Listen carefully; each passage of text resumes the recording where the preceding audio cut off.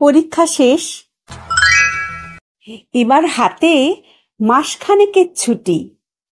বাবা বললেন মাকে ডেকে, এবার চলো উটি। আমি বললাম, না না বাপি, উটি অনেক দূর। এবার চলো সেই যেখানে আকাশ সমুদ্র। কোথায় সেটি? বাবা বললেন, বল না দেখি খুঁজে। আমি বললাম, বলতে পারি, এক্ষুনি চোখ বুজে। হাওড়া থেকে লোকাল ট্রেনে মেচেদা নামলাম।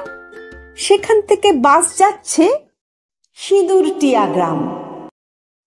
বাবা বললেন, ওহো, সে তোর ছোট পিসির বাড়ি। আমি বললাম, এই ছুটিতে সেখানে যেতে পারি। বাবা তখন মাকে ডাকলেন, কই গো এসো, শোনো, দোলার বাড়ি লম্বা ছুটির মানে নেই তো কোনো। ওরাই যাক না, দু ভাই বোনে আসুক ঘুরে টুরে, ওদের নিতে ডেকে পাঠাই টুকাই কুঙ্কুরে। বোন বলল, নদী পেরোনো, হাঁটু ভর্তি কাদা, আমার যেতে ইচ্ছে তো নেই, যাক না একা দাদা। ওরা যখন ছুটবে মাঠে বিল্টু ও বন্ধুতে, আমি তখন থাকবো ডুবে ফেলুদা শঙ্কুতে। অনেক টানা পড়েন শেষে ট্রেনের পরে বাসে নেমেই দেখি হলদি জলে মেঘরা ভেসে আসে।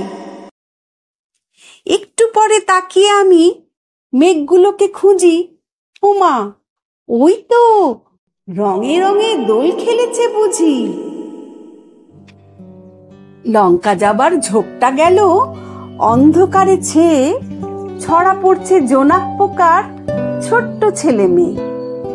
সকালবেলা ছুট পাই পাই মস্ত বড় মাঠ। মাঠ পেরিয়ে বনে গিয়েই ভূতের ভয় কাঠ। রোদ বৃষ্টি রামধনু আর জ্যোৎস্না লুটো পুটি, দেখতে দেখতে ফুরিয়ে এলো মস্ত বড় ছুটি। সেদিন একা ভাবছি বসে সরু আলের ধারে, কলকাতাকে কেউ এভাবে সাজালেই তো পারে।